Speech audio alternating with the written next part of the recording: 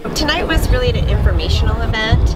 It was about just bringing people who have a basic interest in the practice of restorative justice, people who may have heard about it in the community, or our teachers or family members of people who are starting to kind of dabble in the practice.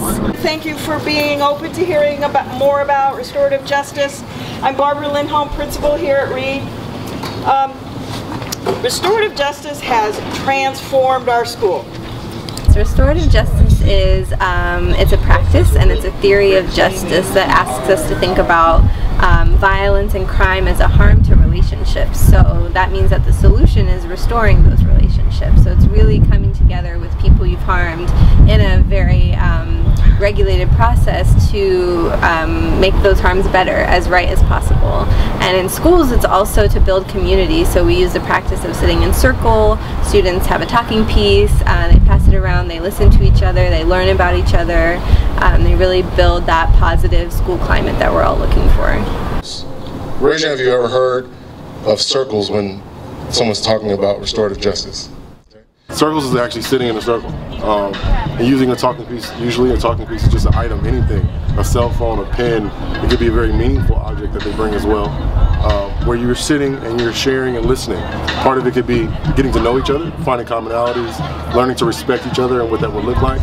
Other circles are used to address a situation, attendance issue, a behavioral issue, a harm that's happening in the community or in that person's life. It's not only at school where I feel like I can be heard and valued while using restorative justice practices, but also at home, walking down the street, at the park. That's why I really believe that restorative justice is healthy for Long Beach. People feel more valued. Students are feel like it's easier to talk to. There's actually less harm being committed because of community building circles. So using RJ in a community form where we're just all together talking about stuff like how's your weekend, like little stuff like that, just making people feel involved prevents harm from happening on its own. I'm Tyler. I graduated last year from Reid. Yeah! It's just, as a student, getting your voice heard. To me, that's what it was to me last year. It was just getting my voice heard and understanding other students for what their situation is, whatever they're going through. We became more like brothers rather than just two schoolmates or whatnot.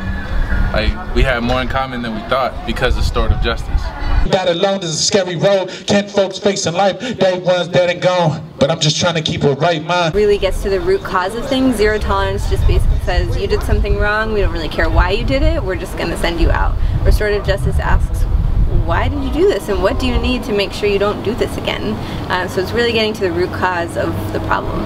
Restorative justice works. I've seen it firsthand, not only in my work, but I get to see a lot of awesome things happening in circles between the relationship that I'm a part of, but I've used it in my personal life, in my relationship with my son and my friends and strangers I've never met. Just being more restorative makes for a healthier life. Light shine brighter than the light is in the sky. In the nighttime, it's for my believers everywhere. Put your fists in the air for the revolution. Restorative justice is healthy for the LBC.